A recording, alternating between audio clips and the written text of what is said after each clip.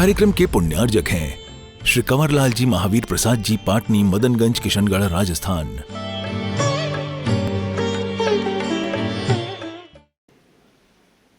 ओम अरहम नमः।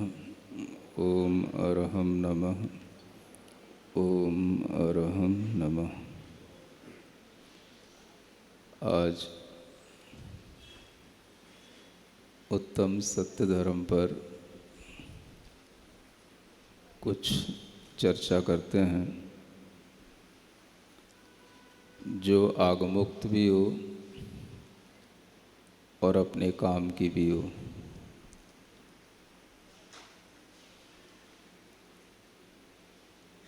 आगम की बात जब सामने आती है तो हमें पूर्वाचार्यों के सहारा लेकर के आगे बढ़ना होता है और उन्हीं की दी हुई परिभाषाओं को ध्यान में रखते हुए जब हम अपनी सोच निर्मित करते हैं तो हम सही रास्ते की ओर चल रहे होते हैं। ऐसा विचार करके सत्य धर्म के लिए जो पूर्व आचार्यों ने कहा है उसी को सामने लाते हैं एक गाथा के माध्यम से। कहा गया है कि जिण वयण मेव भासदी तम पालेतुम असक्कमाणुवि व्यवहारेण वि अलियम न बददी जो सो सच्चवादी हो।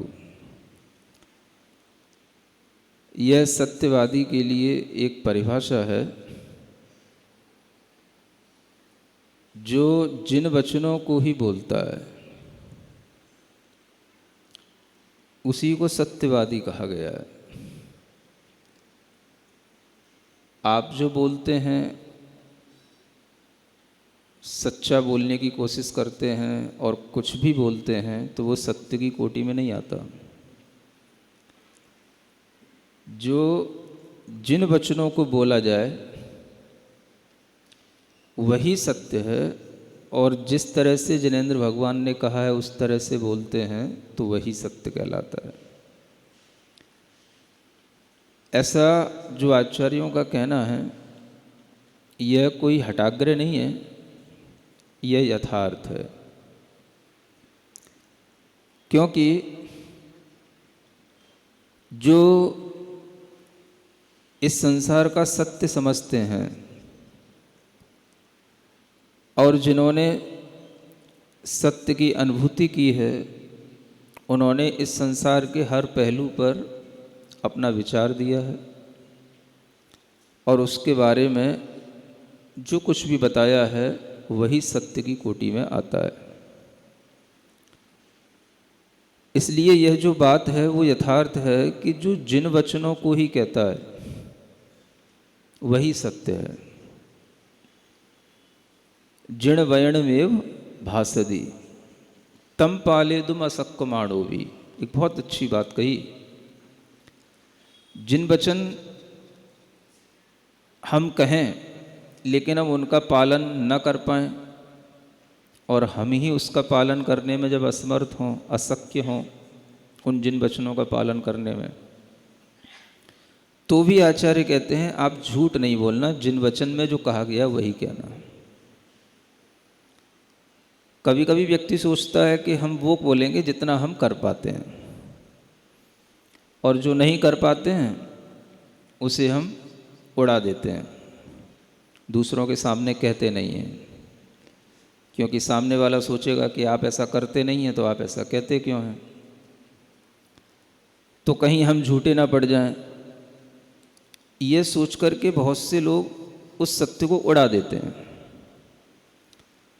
और जो बड़े बड़े दार्शनिक हुए हैं उन्होंने इसीलिए जो भी जिन वचनों में कहा गया और उन्होंने पढ़ा तो उन्होंने या तो उसका माखौल बनाना शुरू किया और या फिर उन्होंने उस बात को उड़ाना ही शुरू कर दिया। जो वो नहीं जानते उसके बारे में बता भी नहीं पाते। मान के चलें एक बुद्ध हुए हैं भगवान महावीर स्वामी के समकालीन। उनसे जब कोई पूछता था कि ये लोक कैसा है, इसमें किस तरह से जीव क्यों किस कारण से जन्म लेता है, जीव मरने के बाद में कौन निश्चित करेगा कि ये कहाँ चला जाता है, तो वो बुद्ध इस तरह के प्रश्नों का कभी उत्तर नहीं देते थे और कहते थे ये सब बेवजह के प्रश्न हैं, इनका तुम्हारे जीवन से कोई लेना देना नहीं है। तुम तो वो बात करो जिससे कि तुम एक अच्छे इंसान बन सकते हो बस।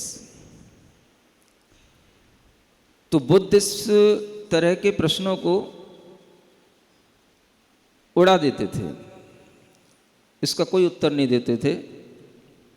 और इसका कारण यही था कि वो अगर इस प्रश्न का उत्तर देने लग जाएंगे तो वो उलझ जाएंगे।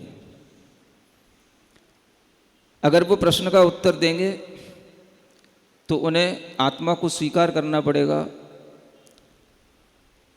कर्म को स्वीकार करना पड़ेगा, जन्म मरण की प्रक्रिया को स्वीकार करते हुए उसकी कारण कार्य की व्यवस्था बतानी पड़ेगी। और इन सब बातों में अगर हम पढ़े तो फिर वो जैनत्व आ जाएगा, वो जीर्ण वयण हो जाएंगे। इसलिए बुद्ध ने एक बहुत अच्छा रास्ता निकाला कि हमें इन बातों का उत्तर ही नहीं देना।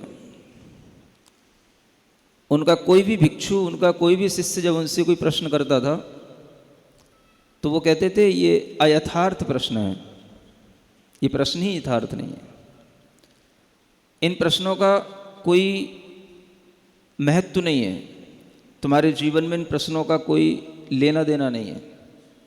तुम तो सिर्फ ये देखो कि तुम्हारे मन को शांति कैसे मिलेगी, ये हमसे पूछो, ये हम बताएंगे बस।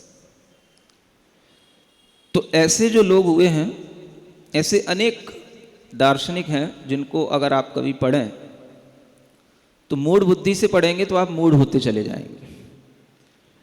लेकिन अगर आपने जिनेंद्र भगवान के वचनों को एक बार पढ़ा है और फिर दुनिया के किसी भी फिलोसोफर की चीज़ें पढ़ेंगे तो आपको दिखाई देगा ये सब मूढ़ हैं। तो जब तक आपका अपना कोई भी दृढ़ विश्वास नहीं होता, आप अपने आप में दृढ़ नहीं होते, तब तक आप दुनिया की बातों में आकर के किसी को भी सही कहते हैं, कुछ भी सत्य के मानते हैं और किसी को भी सत्य समझ लेते हैं। तो ये इसलिए कहा गया कि जिनेंद्र भगवान के वचन ही बोलना, क्योंकि भगवान ने जो वचन बोले हैं उन वचनों में ऐसा कुछ बचा नहीं है जो उनके ज्ञान में ना आया हो, चाहे लौकिकता की चीज़ें हों चाहे अलौकिक चीज़ें हों। भगवान के अंदर जब सर्वज्ञता थी तो उनके ज्ञान में जो आया वो उन्होंने बताया, और उस बात को अगर हम आगे बढ़ाते हैं, बोलते हैं, उन्हीं के वचनों के अनुसार बोलते हैं तो आप सत्य बोलते हैं। ये कोई सत्य नहीं है कि अगर कोई आपके घर में आता है और आपका बेटा पूछता है कि पापा कौन आया है और आप कह देते हो नहीं बेटा कोई नहीं आया है। वो भले ही आपका कोई ग्राहक है लेकिन आप कह देते हो नहीं बेटा वो तो मेरा अपरिचित है, तो आप समझते हो कि हमने झूठ बोल दिया। इन झूठ सत्य का कोई मायना ही नहीं है धर्म में। ये झूठ किसी भी तरह के किसी भी लेवल पर आपके लिए कोई हित या अहित करने वाले नहीं है। ये तो आपकी अपनी मन की बातें हैं, हमें बेटे को कुछ बताना है कि नहीं बताना है। हो सकता है आपके लिए ज़रूरत ना समझ में आ रही हो कि बेटे को इस बातों से क्या मतलब कि ये मेरा मित्र है कि ये मेरा ग्राहक है, हम नहीं बताना चाहते, अभी हम उसको इतना योग्य नहीं समझते। तो आप उसमें राजा हरिश्चंद्र बनने की कोशिश करते हैं कि हमें झूठ नहीं बोलना। इस तरह के सत्य बोलने से भी आपको कोई फर्क नहीं पड़ेगा और आप सत्यवादी नहीं हो जाएंगे। इसलिए जो ये आचार्यों की वाणी है जो मैं आपके सामने रख रहा हूँ, इसी के आधार पर मैं बोल रहा हूँ और इसी के आधार पर बोलना चाहता हूँ। चाहे मुझे कोई कुछ आए या ना आए, कोशिश यही करता हूँ कि मैं भगवान जिनेंद्र भगवान की वाणी ही आपको सुनाऊं और वही बोलूं। जीवन के अंत तक मेरा यही लक्ष्य है और कोई लक्ष्य नहीं है। जिण वयणम एव भासति तम पाले तुम असक्कमाणो भी। अगर आप उसकी पालना करने में असक्य हैं तो भी भगवान के वचनों को अन्यथा मत करना। अनेक ऐसे दार्शनिक हुए जिन्होंने भगवान के वचनों को इसीलिए अन्यथा कर दिया क्योंकि उन्हें वैसा नहीं कहना था, इसलिए नहीं कहना था क्योंकि वो वैसा नहीं कर पा रहे थे। ओशो उनमें से एक बहुत बड़ा दार्शनिक हुआ। हम कपड़े क्यों पहनते हैं, हम जूते क्यों पहनते हैं, ये दिगंबर संत न कपड़े पहनते हैं न जूते पहनते हैं, ये केश लॉन्च करते हैं। तो उसने उन सब चीज़ों का माखौल बनाना शुरू किया जिन चीज़ों के ऊपर कोई आपत्ति ले सकता था। तो उसने अपने मन से ऐसे उदाहरण गढ़े।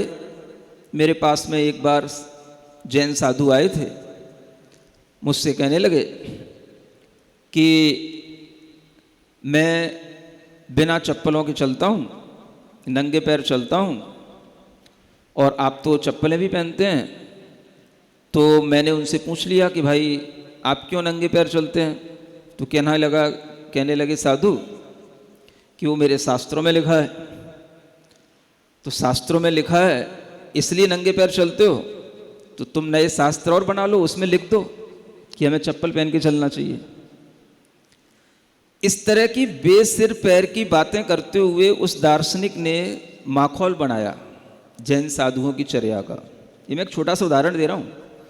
ये उदाहरण आपको सुनने पढ़ने को आपके मोबाइलों पे भी मिल जाएंगे और उसकी किताबों में भी मिल जाएंगे।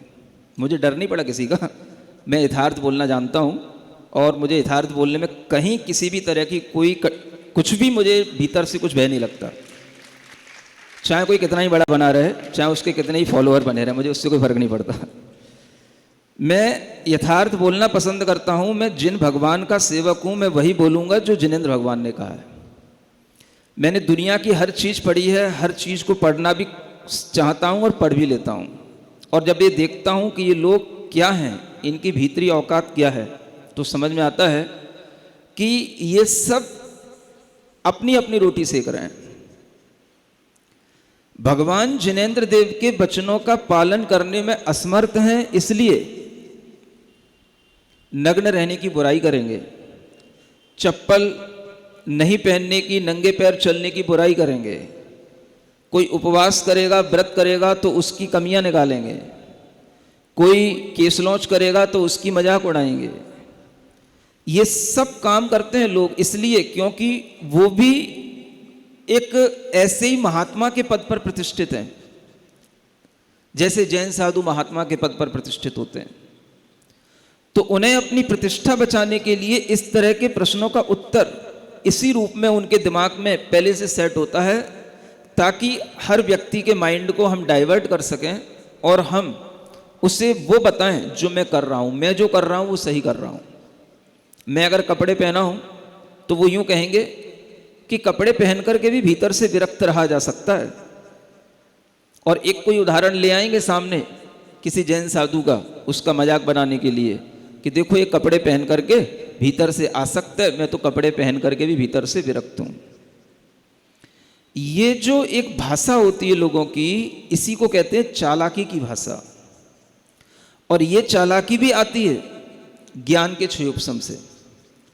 और इस तरह की चालाकी के माध्यम से अनेक दार्शनिक लोग अपनी खूब गुडविल बनाते हैं, आगे बढ़ते हैं, खूब लोभ के कारण से खूब प्रतिष्ठाएं हासिल करते हैं। लेकिन एक सत्यवादी जो होता है वो वही कहेगा जो जिनेंद्र भगवान के वचनों में आया है। आचार्य कहते हैं अगर आप किसी भी तरह की उस वचनों की पालना करने में भी असक्त हो तो भी असत्य मत बोलना। आज मान के चलो रिद्धियां नहीं होती, आज मान के चलो अवधि ज्ञान नहीं होता, आज मान के चलो हम बड़ी बड़ी तपस्या नहीं कर पाते, तो क्या हम ये कहना शुरू कर दें कि अवधि ज्ञान नहीं होता, रिद्धियां ही नहीं होती?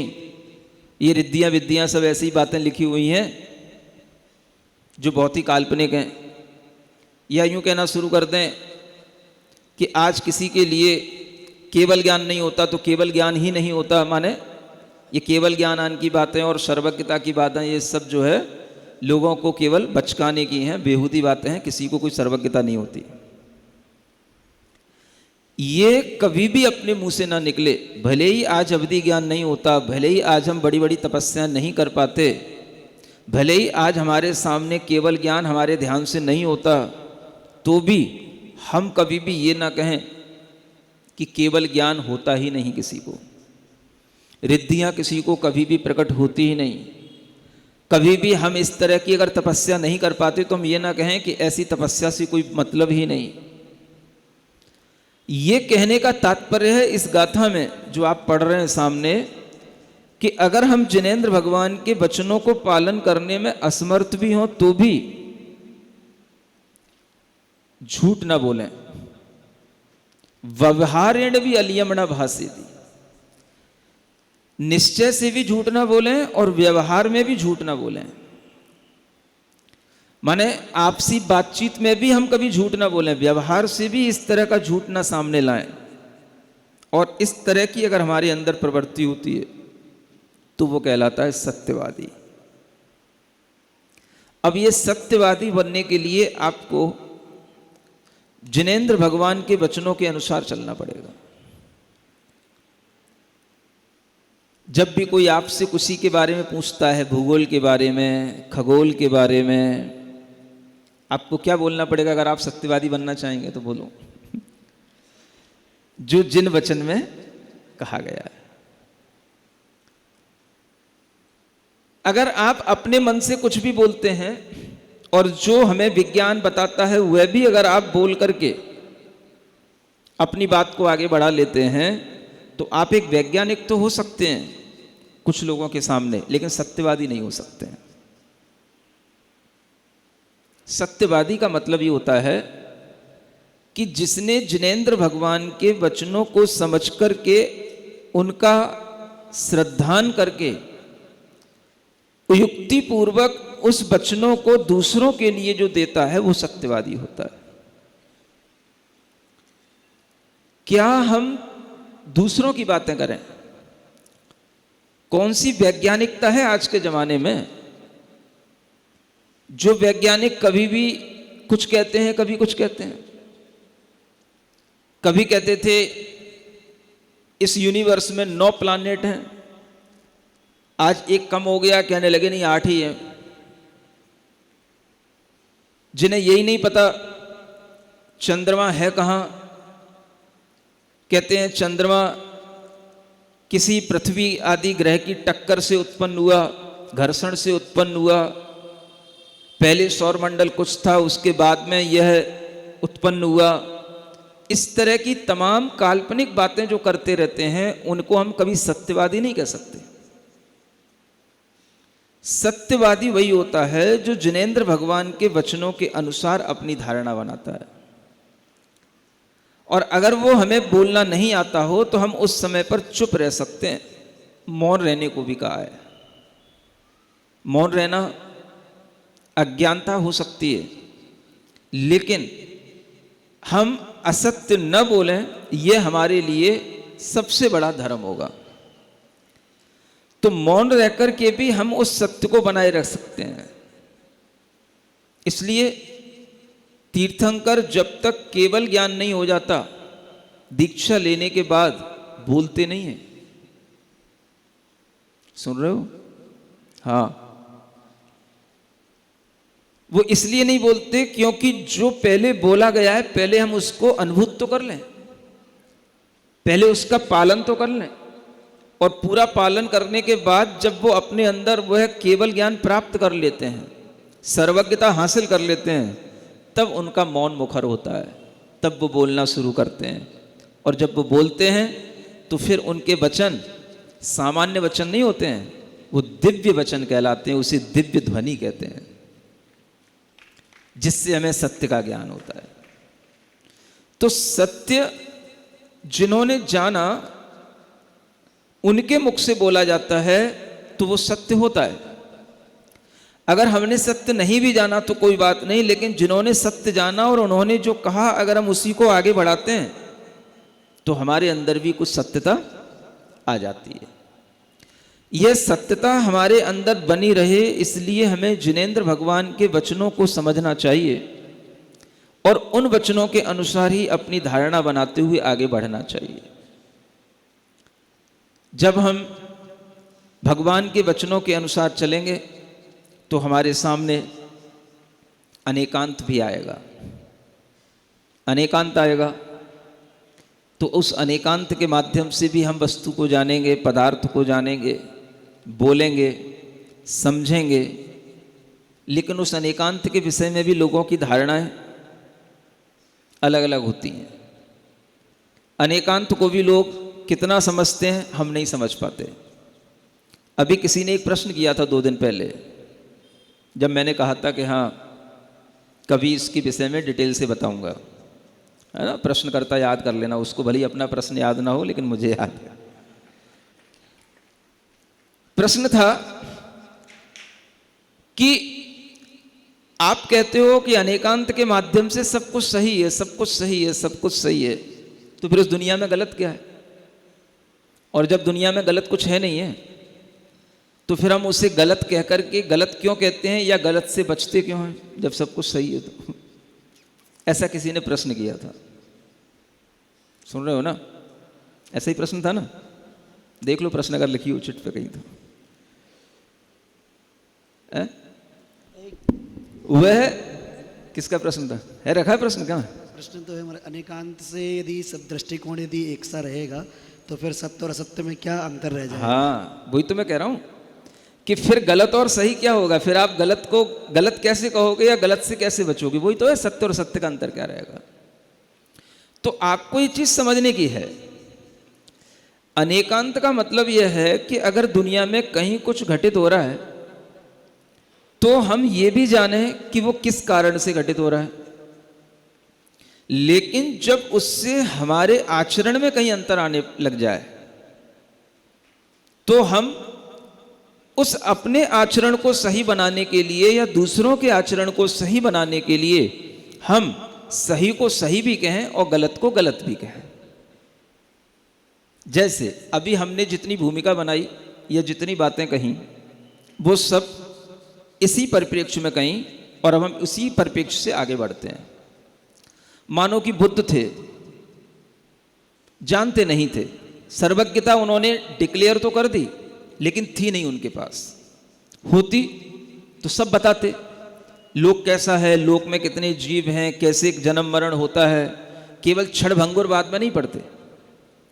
अब हमें यह पता है कि उन्होंने जो कहा वो उनकी दृष्टि से ठीक है। अनेकांत क्या कहता है? उन्होंने जो कहा वो उनकी दृष्टि से ठीक है, हमारी दृष्टि से ठीक नहीं है। वो उतना ही जानते थे, वो उतना ही उनके कर्मों का फल था जो वो उसी तरह से बता पाते थे, और फिर भी वो ज्यादा फेमस हो गए। ये भी उनके कर्मों की विचित्रता कही जाएगी। तो ये उनकी दृष्टिकोण से जब हम देखेंगे तो यही कहेंगे कि ये उनके अपने ज्ञान का विषय था कि उन्हें इतना ही बताना था, उनका ज्ञान इतना ही था, इससे ज्यादा उनके पास ज्ञान था नहीं। ये हमें पता होना चाहिए।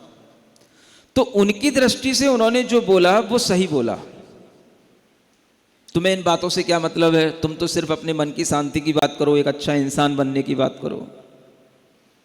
तो वो यही चाहते थे हर इंसान ठीक बने, अच्छा बने। इससे ज्यादा क्या लेना देना है कि परलोक में क्या होता है और तुम कहां से आए थे और क्या लेना देना तुमको इन बातों से।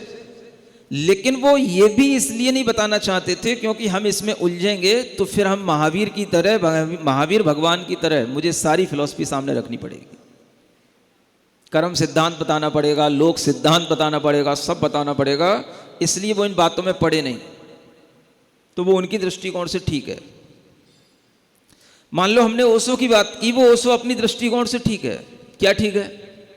कि भाई एक दार्शनिक की यही विशेषता होती है कि वो किसी एक पंथ में, एक चक्कर में नहीं पड़ता और वो किसी एक का नहीं होता। उससे जो मन में आता है वो बोलता है, जो मन में आता है वो कहता है, जो जैसे उसके सामने ऑडियंस होते हैं, बस उसका मकसद होता है कि उनको अपना ज्ञान देना बस। ठीक है, दुनिया में इस तरह के भी लोग होते हैं। सभी जिन मत को मानने वाले तो नहीं हो जाएंगे, ना कभी हुए थे, ना है, ना होएंगे, इससे कोई फर्क नहीं पड़ता। तो सब अपने अपने कर्म के उदय से तरह तरह की प्रवृत्तियां करते हैं। ये सब कर्मों की विचित्रताएं हैं और उनके कर्मों के फल उनके लिए इसी तरह से फलते हैं, उनकी बुद्धि उसी तरह से चलती है। इस तरह से विचार करना ये अनेकांतिक दृष्टिकोण का विचार है। और इसलिए उनसे कोई द्वेष नहीं करना, चाहे कोई भी हो। जिन्होंने धर्म विरुद्ध भी कुछ कार्य किया हो, जिन्होंने हिंसाएं भी की हो, जिन्होंने जैन संस्कृति को भी नुकसान भी पहुंचाया हो, तो भी उनसे द्वेष नहीं करना। क्यों नहीं करना? क्योंकि अनेकांत की दृष्टि में उनके लिए वही करना था, उनके कर्म उसी तरह से फल रहे थे। मैं अभी ग्वालियर गया, आप लोग भी गए होंगे। आप देखना ग्वालियर में कितनी बड़ी बड़ी मूर्तियां थीं, और उन मूर्तियों के किसी के हाथ काट दिए, किसी के गले तोड़ दिए, लेकिन वो मूर्तियां तो आज भी ज्यों की तो बनी हुई है ना। वो तो दिगंबरत्व तो दिख ही रहा है। अगर दिगंबरत्व नष्ट कर दिया, लिंग तोड़ दिया, तो कहीं चेहरा दिख रहा है, कुछ दिख रहा है, नीचे चिन्ह बना हुआ है, तो वो लग तो रहा ही है ना कि कहीं ना कहीं तीर्थंकर की प्रतिमाएं थी। अब क्या द्वेष करें उनसे? गुस्सा तो आता देख करके। अब अनेकांतिक दृष्टिकोण से क्या सोचना, इनके कर्म इसी तरह से फलते हैं। इनका पाप कर्म था, जिन्होंने ऐसा किया, जिन आताताइयों ने, जिन मुगल राजाओं ने ऐसा किया, उनके पाप कर्म इसी तरह से उनकी बुद्धि को बनाए, और उन्होंने अपनी बुद्धि से फिर उस पाप को इतना बढ़ाया कि हमें अनेकांतिक दृष्टिकोण से आज दिखाई दे रहा है कि वो नरक और त्रियंच गति के अलावा और कहीं नहीं दुख भोग रहे होंगे। तो ये अनेकांतिक दृष्टिकोण कहलाता है। जिसने जैसा किया है वो उसकी अपेक्षा से सही है। नहीं समझ आ रहा है? अगर कोई कम बुद्धि वाला है और कुछ बोल रहा है, तो आप उसको देख करके हंस भी सकते हैं और ये भी सोच सकते हैं कि भाई जिसकी जितनी बुद्धि हो उतना दे बताए, ताको बुरो न मानिए और कहां से लाए। नहीं समझ में आई? ये भी तो एक दोहा है, सुना नहीं था क्या कभी पहले? हाँ तो याद कर लो, परीक्षा में आ सकता है। जिसकी जितनी बुद्धि है उतना दे बताए, ताको बुरो न मानिए और कहां से लाए। तो अब जिसके पास में जितनी बुद्धि होगी वो उतनी बता दी उसने। अब अगर आपको बुरा लग रहा है कि यह अच्छा नहीं बोल रहा है, इसने बात सही नहीं बताई, है ना, तो अब आप उसका बुरा न मानो, अनेकांत दृष्टिकोण से सोचो, उसकी बुद्धि इतनी है। और अगर आपने उससे मान लो कहीं कुछ कहा और वो नहीं समझ पाया आपकी बात को, समझ आ रहा है, तो भी बुरा मानने की जरूरत नहीं है। घर में तो ये फार्मूला बहुत ज्यादा काम करेगा। नहीं करेगा? हम किसी से कुछ कहते हैं, वो कुछ कर बैठता है, कुछ इशारा करते हैं, कुछ समझता है। अब उसे इशारे समझने की भी समझदारी नहीं है, तो बुरा मानने की आपको क्या जरूरत है? ये सोच लेना पड़ेगा भाई जिसकी जितनी बुद्धि है वो उतना ही बोलेगा, उतना ही करेगा, इससे अधिक वो कहां से लाए। तो ये अनेकांतिक दृष्टिकोण होता है कि दुनिया में जो पाप कर रहा है वो पाप कर रहा है। हम ये देखें, कसाई खाने में कसाई लोग तरह तरह के पाप कर रहे हैं, इन सड़कों पर भी तरह तरह के पाप हो रहे हैं। बुद्धि ऐसी चल रही है, इनके कर्म भी ऐसे ही हैं। इसी तरह का कर्म फल भोगने के लिए इनको इसी तरह का माहौल मिला और उसी तरह के माहौल में वो ढल गए, तो आज वो उसी तरह के पापों में लिप्त हैं और हंस रहे हैं, खेल रहे हैं, जिंदगी बर्बाद कर रहे हैं। बुद्धि कर्मानुसारणी, उनके कर्म के अनुसार उनकी बुद्धि चल रही है। तो आप दुनिया में सब कुछ देखते हुए भी उसको ये देखें कि अनेकांतिक दृष्टिकोण से गलत कुछ नहीं है।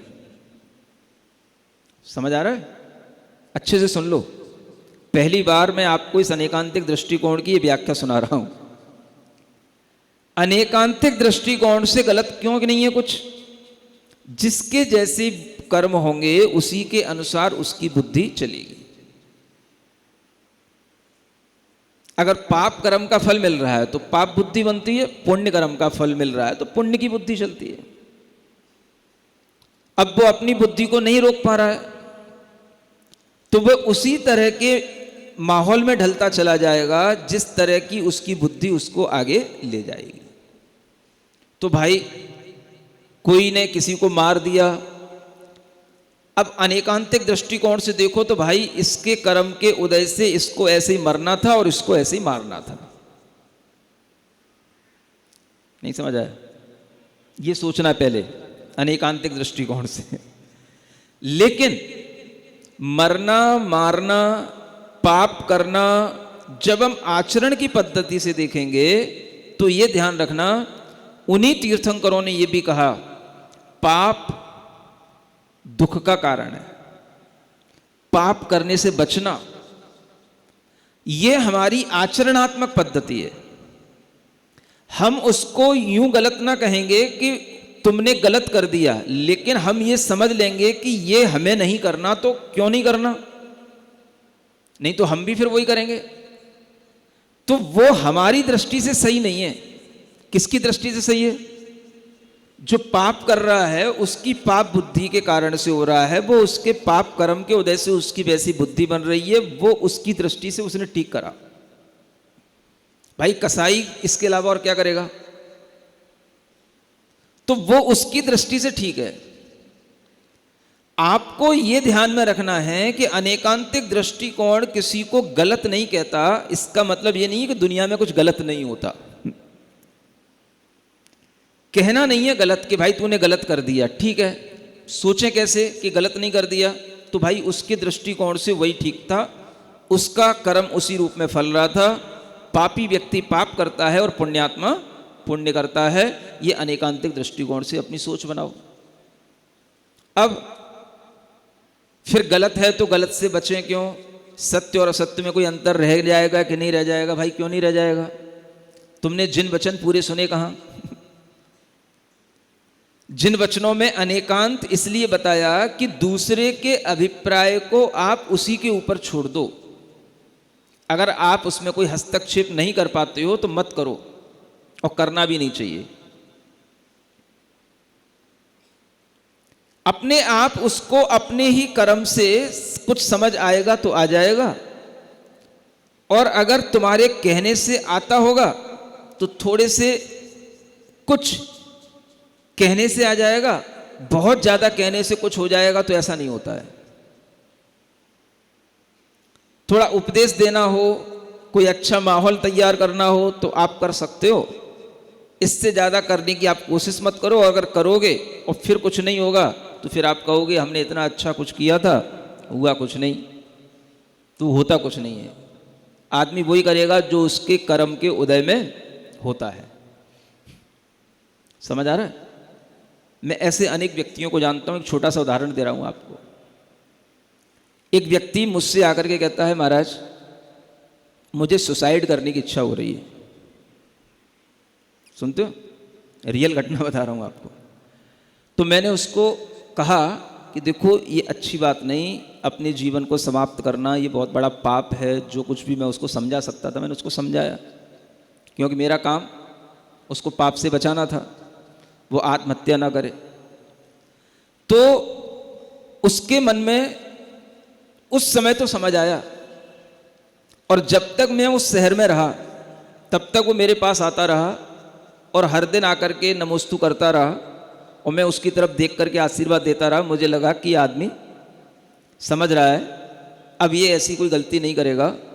उसके दिमाग में वो सुसाइड करना कई दिनों से नहीं, महीनों से और वर्षों से चल रहा था।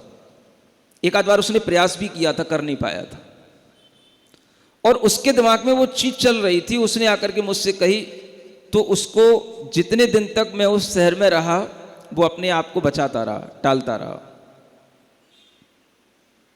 हमारे जाने के बाद 3-4 महीने गुजरे होंगे और मुझे खबर मिल गई कि उस आदमी ने सुसाइड कर ली। समझ आ रहा है? अब क्या करें? अनेकांतिक दृष्टिकोण भी लगाओ और ये भी देखो कि गलत गलत होता है और सही सही होता है। अनेकांतिक दृष्टिकोण से सोचो तो भाई उस आदमी के मन में जब ये विचार आ रहा था तो कहीं ना कहीं उसका कर्म उसे प्रेरित कर रहा था, उसे काम करना था। वो कब तक अपने आप को टालता, कब तक बचाता अपने आप को? और निमित्त जब तक सामने रहा तब तक वो अपने आप को बचाता भी रहा, और जब उसके सामने कुछ नहीं रहा तो 2-4 महीने में फिर वो अपने मन को कैसे समझाए? उसकी कर्म उसी तरह से होंगे, उसके कर्म उसको प्रेरित कर रहे होंगे बार बार उसी तरह का पाप करने के लिए। तो उसने वो पाप कर लिया। अब उसने पाप कर लिया, हम यूं नहीं कहेंगे कि उसने सर्वथा गलत कर लिया। अनेकांत दृष्टिकोण क्या कहता है? सर्वथा गलत कुछ नहीं हो गया, क्योंकि उसके पाप कर्म के उदय से उसे वैसा करना ही था। ये अब हमें समझ में आ रहा है, क्योंकि वो उसकी मानसिकता बहुत पहले से ऐसी बनी हुई थी। किसी तरह से वो बच पा रहा था, टाल रहा था, आखिरकार उसकी बुद्धि वही करी जो उसके कर्म के उदय में उसकी बुद्धि बनती। तो अनेकांतिक दृष्टिकोण ये कहता है कि भाई इसमें तुम ये ना समझ लो कि हम उसको सुसाइड करने से, अगर हमने उसको समझाया था तो उसे सुसाइड नहीं करनी चाहिए थी, उसने क्यों कर ली, इस कारण से तुम परेशान मत हो। तुम्हारा काम सिर्फ उसको बताना है, समझाना है, और अगर उसकी समझ में ना आए तो ये सोचना कि अनेकांतिक दृष्टिकोण से कि उसके जीवन में यह घटित होना ही था, उसने जो किया वही किया जो उसके पाप कर्म के फल से उसे करना था। अन्यथा तुम यही कहते रहोगे कि उसने गलत किया, गलत किया, गलत किया, और तुम भी उसके कारण से गलत बन जाओगे। तो उसने अपने दृष्टिकोण से जो किया वो सही किया, लेकिन सही करते हुए भी सुसाइड करना सही काम नहीं है। नहीं तो तुम भी कर बैठो भाई, अगर उसने सुसाइड सही किया तो तुम भी कर बैठो। तो जब आचरण की बात आती है तो तीर्थंकरों ने कहा पाप पाप है, पुण्य पुण्य है। अनेकांतिक दृष्टिकोण से कोई व्यक्ति कुछ भी कर रहा है तो उसके दृष्टिकोण से वो चीज सही है, सबके दृष्टिकोण से वो चीज सही हो ऐसा नहीं कहा। समझ आ रहा है कि नहीं आ रहा है? भाई आपको अगर गाली बकना अच्छा लग रहा है तो आप कह सकते हो मुझे इसी में खुशी मिल रही है, तो भाई हो सकता है आपके दृष्टिकोण से गाली बकना अच्छा हो, लेकिन इसका मतलब ये तो नहीं कि सबको गाली बकना अच्छा लगेगा। तो गाली बकना सबके लिए तो अच्छा नहीं हो सकता। तो इसमें अनेकांत ऐसे लगाया जाता है भाई उसके दृष्टिकोण से वो चीज ठीक है। उसको पीना अच्छा लग रहा है, शराब पीना अच्छा लग रहा है, नहीं मान रहा है, उसकी बुद्धि ऐसी हो चुकी, उसके पाप कर्म का उदय ही ऐसा है, वो ऐसा ही करेगा। अनेकांतिक दृष्टिकोण कहता है कि वो जो अपने दृष्टिकोण से कर रहा है वो अपने लिए जो है वो ठीक कर रहा है, लेकिन सबके दृष्टिकोण से वो चीज सही है ऐसा नहीं है। इसलिए जिन वचनों में कहा गया पाप को पाप समझो, पुण्य को पुण्य समझो, सत्य आपका यही कहलाएगा कि पाप करने के बाद भी आप ये मत कहना कि इसने पुण्य कर लिया। अब मान लो उसने सुसाइड कर ली तो हम ये नहीं कहेंगे कि उसने अच्छा कर लिया, हम ये विचार कर लेंगे कि उसके दृष्टिकोण से यही होना था और उसको समझाने के बाद भी उसके लिए यही निमित्त मिलने थे और उसको इतना ही टाल पाना उसके लिए मुश्किल था, इसके बाद उसे ये करना ही था क्योंकि उसने वही किया जो उसे करना था। उसकी दृष्टि से वो चीज वो ठीक है, इससे ज्यादा वो अपने आप को रोक नहीं पाता। सुन रहे हो कि नहीं? समझ में आ रही है अनेकांतिक दृष्टिकोण का मतलब क्या है? हाँ, जब आप अपने बेटे को नहीं संभाल पाते हो तो दूसरे को क्या संभालोगे? अपने बेटे को भी अगर आप कितनी बार टोकते हो, कितनी बार उसे अच्छा बात बताते हो और फिर उसके बावजूद भी वो वही करता है जो उसे करना होता है, तो आप कब तक उसके लिए परेशान रहोगे? तो अनेकांतिक दृष्टिकोण ये कहता है कि आप उसके दृष्टिकोण से भी देखो, वो अपने दृष्टिकोण से जो कर रहा है उस समय पर वो उसकी वही भवितव्यता है। इसका मतलब ये नहीं है कि हमने उसके पाप को स्वीकार कर लिया। इसका मतलब ये नहीं है कि हमने उसके असत्य को सत्य मान लिया। इसका मतलब ये नहीं है कि हमने उसकी गलती को सही मान लिया। गलत हमारे दृष्टिकोण में, धर्म के दृष्टिकोण में जो चीज गलत है वो चीज गलत है। तो एक धर्म का भी दृष्टिकोण है, एक आपका अपना व्यक्तिगत दृष्टिकोण है। जब आप अपने व्यक्तिगत दृष्टिकोण से कोई काम करते हो तो फिर यही कहना पड़ता है कि हाँ, उसके अपने दृष्टिकोण से ये चीज उसने करी क्योंकि उसे ऐसा ही करना था। जब उन ग्वालियर की उन मूर्तियों को मैंने देखा तो मेरे अंदर यही अनेकांतिक दृष्टिकोण आया कि इन्हें इसी तरह के पाप करने का कोई कर्म पहले से इन्होंने बांधा होगा, पाप कर्म किए होंगे, उसके फल से इन्होंने इतना बड़ा पाप और कर लिया और इसके पाप के फल से ये जीव नियम से नरक में गया होगा। इसका और कोई फल नहीं होता। जिन भगवान की मूर्तियों को खंडित करना, इससे बड़ा पाप और कोई नहीं होता, जबकि उन मूर्तियों से कुछ नहीं मिल रहा होता है। सिर्फ एक ऐसा नशा छाया होता है, बस तोड़ना है, मिटाना है। यही हाल खजुराहो में देखा, यही हाल ग्वालियर में देखा, और भी जगहों पर होता है। तो जब हम इस तरह की चीजें देखते हैं तो हमारे अंदर उसके प्रति जब क्रोध आए तो अनेकांतिक दृष्टिकोण लगाओ। बच्चा जब मनाते मनाते भी मेरी बात न माने तो फिर अनेकांतिक दृष्टिकोण लगाओ। कब तक उससे अपना सिर फोड़ोगे? तब अनेकांतिक दृष्टिकोण लगाओ। भाई, इसके कर्म के उदय से जो इसे करना है वो ये करेगा, अपन को अब शांत होना चाहिए। समझ में आता है कि नहीं आता? तो अनेकांत दृष्टिकोण का मतलब यह है कि सामने वाले के अंदर भी जो चल रहा है उसका भी आप सम्मान करें, उसके अंदर भी जो चल रहा है उसको भी आप स्वीकार करें। यह अनेकांतिक दृष्टिकोण है। लेकिन इसका मतलब यह नहीं है कि उसके दृष्टिकोण को हम ये मान लें कि वो सही कर रहा है। तो धर्म के दृष्टिकोण से देखें तो सुसाइड करना पाप है, मूर्ति तोड़ना पाप है। इस तरह के जो ये दार्शनिक हुए हैं, उन्होंने जो साधुओं के नंगे पैर चलने का मजाक उड़ाया, ये उनके लिए पाप है। तो हम कह सकेंगे कि धर्म के दृष्टिकोण से उन्होंने गलत कहा। हम ये भी कह सकेंगे धर्म के दृष्टिकोण से, जो वास्तविक कर्म सिद्धांत है उसके दृष्टिकोण से, कि बुद्ध सर्वज्ञ नहीं थे, भले उनके अनुयायी उनको कहते हो। तो हमें सत्य और असत्य का ज्ञान होते हुए भी हम ये कह सकेंगे कि उनके दृष्टिकोण से उन्हें इस तरह की घोषणा करना कि हम सर्वज्ञ हैं, ये उनके लिए उस समय पर उनका अपना प्रचार करने का तरीका हो सकता है, उनका अपना दृष्टिकोण हो सकता है, उन्होंने किया। तो अनेकांतिक दृष्टिकोण के माध्यम से हम अपनी कसायों को रोक पाते हैं, और धर्म के दृष्टिकोण के माध्यम से हम पाप और पुण्य को, सत्य और असत्य को समझ करके पाप से बचते हैं, असत्य से बचते हैं, पुण्य में लगते हैं और सत्य के धर्म को अपनाते हैं। समझ आ रहा है आप लोगों को? दृष्टिकोण तो सभी का है ना, अपना अपना दृष्टिकोण है। तो धर्म का भी तो कोई दृष्टिकोण होता है कि नहीं होता है? धर्म का दृष्टिकोण माने भगवान का दृष्टिकोण भी तो देखना पड़ेगा। उन्होंने किस किस चीज को पाप कहा है।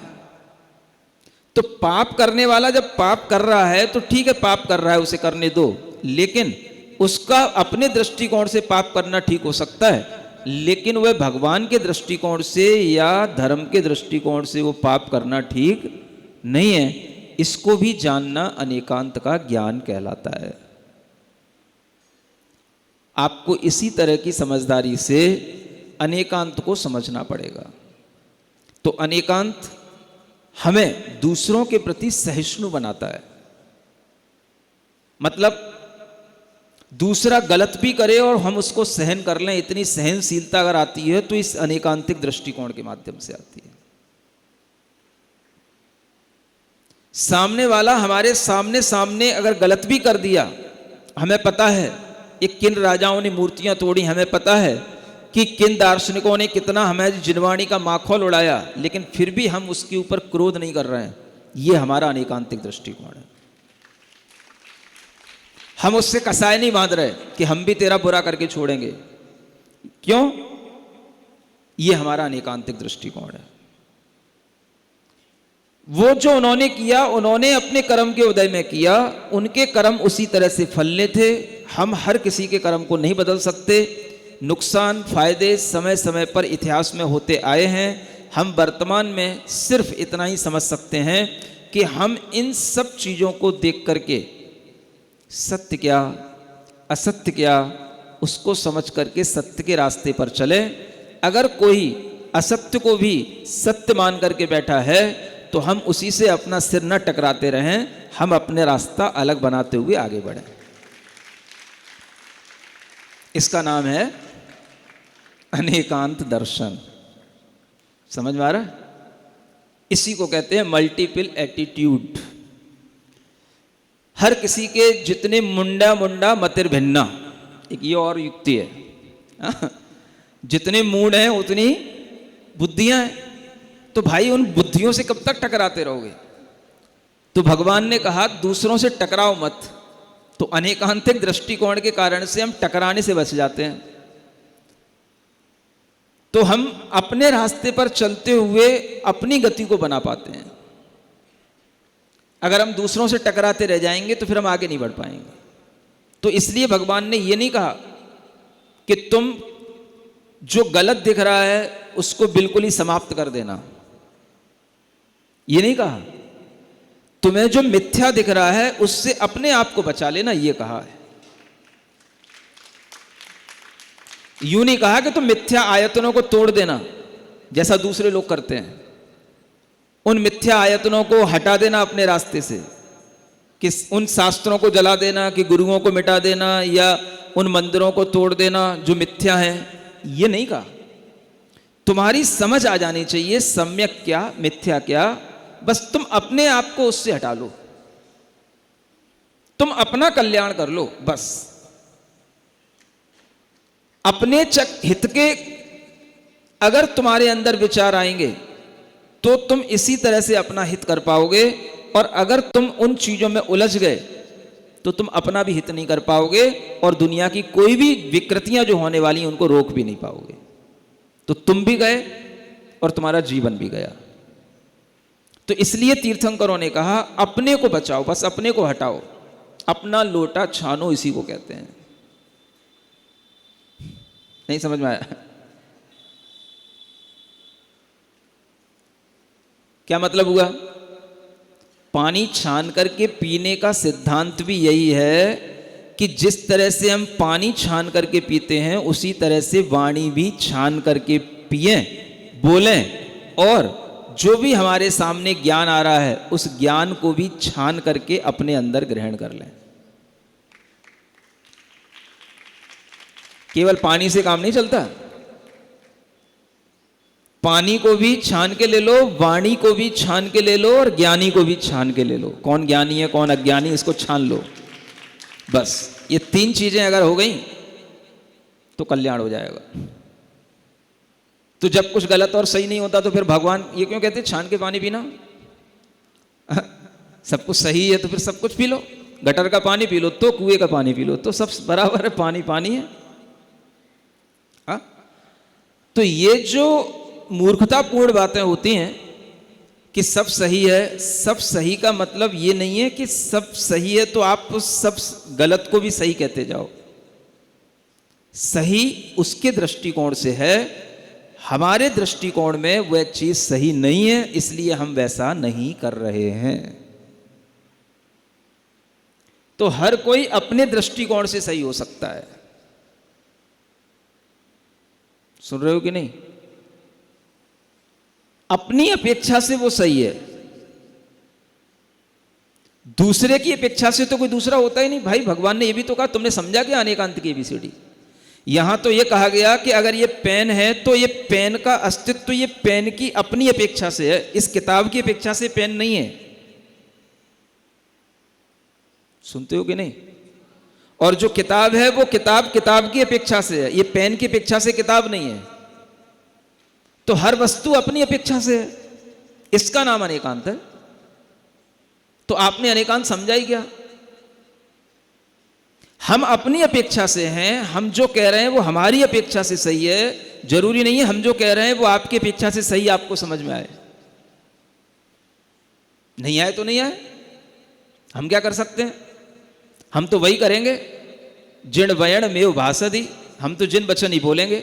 आपको समझ आए तो ठीक, नहीं समझ आए तो ठीक। आपको मेरे वचन गलत लगे तो भी मैं आपसे बुरा नहीं मानूंगा, लेकिन फिर भी मैं कभी भी अन्यथा नहीं बोलूंगा।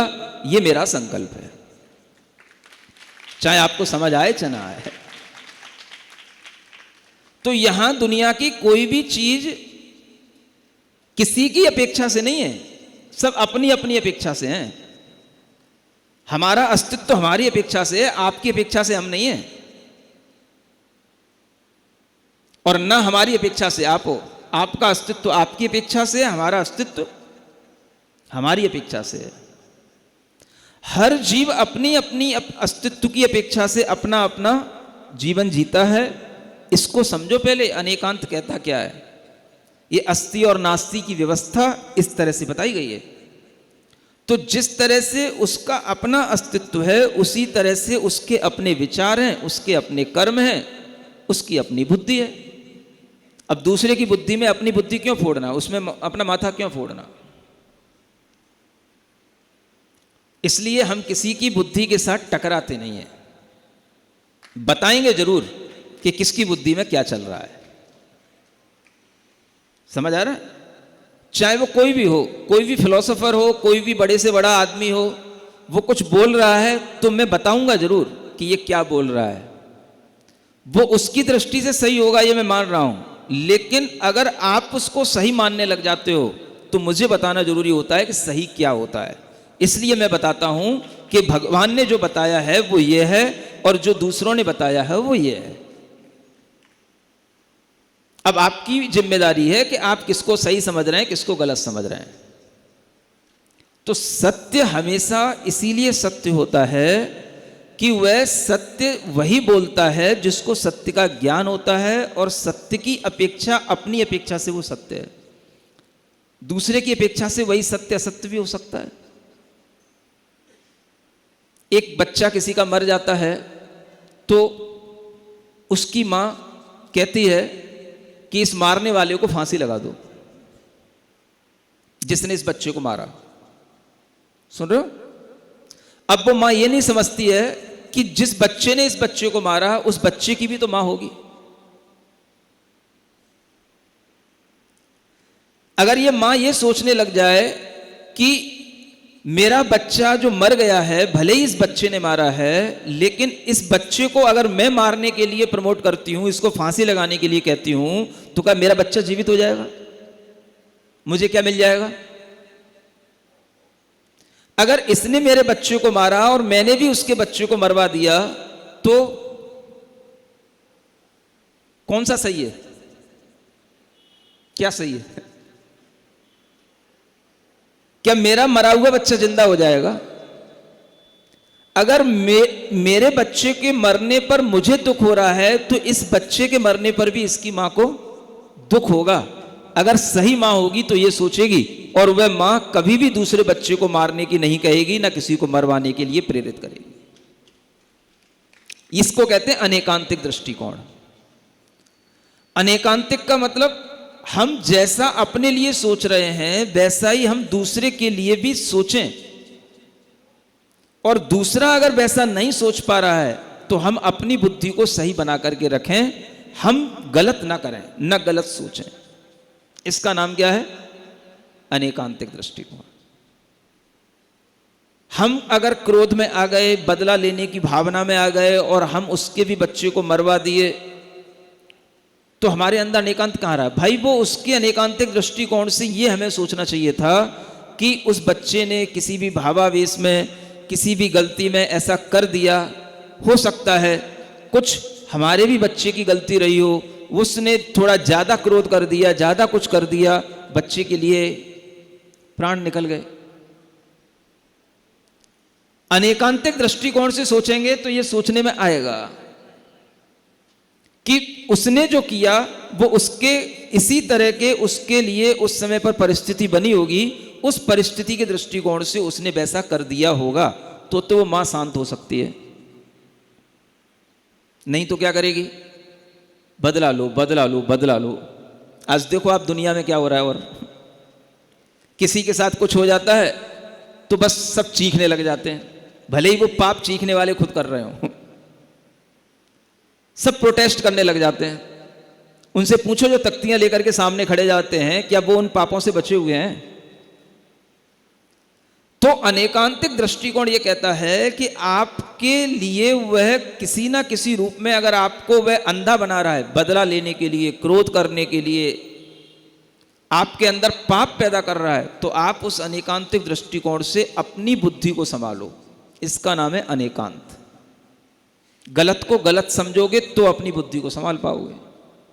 उसकी दृष्टि से जो गलत हुआ है वो उसकी दृष्टि से सही हो सकता है, लेकिन वह सबकी दृष्टि से गलत है तो उस गलत को हम ना करें।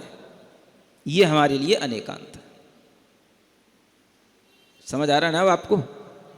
तो सत्य सत्य ही रहता है, असत्य असत्य ही होता है। अनेकांतिक दृष्टिकोण से हम ये देखें कि उसकी अपेक्षा से वो सत्य हो सकता है, लेकिन वह हमारी अपेक्षा से वो सत्य नहीं है, इसलिए हम उसके असत्य को सत्य नहीं कह सकते हैं, भले ही उसकी अपेक्षा से उसका असत्य उसके लिए सत्य लग रहा हो। यह अनेकांत है। इसलिए मैं कह रहा था उस दिन कि 2 मिनट में आपको कैसे सुना दूं इस अनेकांत और सत्य और असत्य के बारे में। 1 घंटा चाहिए था, पूरा हो गया है।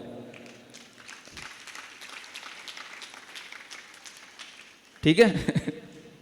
तो आपको ये सब समझना है कि जिनेंद्र भगवान के वचन अनेकांत रूप होते हैं, इसलिए हमें अनेकांतिक दृष्टिकोण को समझते हुए भगवान के वचनों के अनुसार बोलना।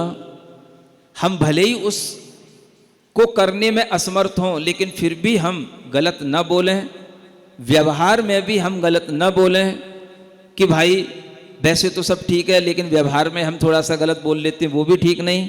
तो आचार्य कहते हैं आप सत्यवादी हैं, क्योंकि आपने सत्य वचनों के अनुसार अपने वचनों की प्रवृत्ति बनाई है। आप अपनी मनमानी नहीं कर रहे हैं। तो इस कुर्सी पर बैठ करके मनमानी नहीं की जाती है। समझ आ रहा है? इस आसन पर बैठ करके मनमानी नहीं करनी पड़ती है, मनमाना नहीं बोलना पड़ता है। यहां क्या बोलना पड़ता है? हाँ, जो जिनवाणी कह रही है ना। इसलिए मनमानी नहीं करना, जो जिनवाणी कहे उसके अनुसार अपने मन को बनाना। भले ही मन मानने को तैयार हो या ना हो, लेकिन कहना मन से, देख आज मान ले तो कल मानेगा तो गलत है और सही सही है। इस कार्यक्रम के पुण्यार्जक हैं श्री कंवरलाल जी महावीर प्रसाद जी, पाटनी, मदनगंज, किशनगढ़, राजस्थान।